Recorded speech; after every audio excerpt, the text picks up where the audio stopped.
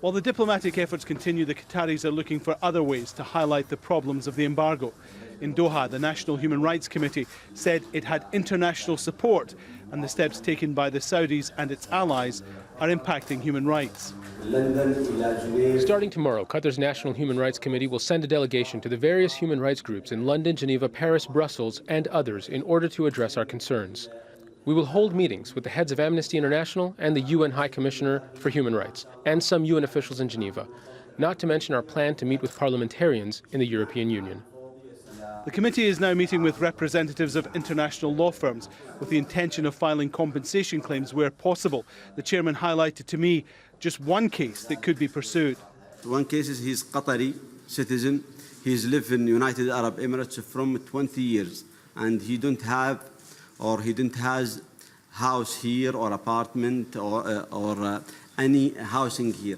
When he deported from United Arab Emirates and come to Qatar, and without any house, without any work, without any salaries, without any income, without any, this is really a human rights situation.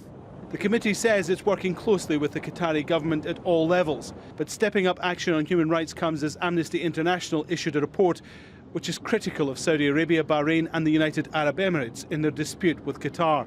It says their actions are having an effect, splitting children from parents and husbands from wives.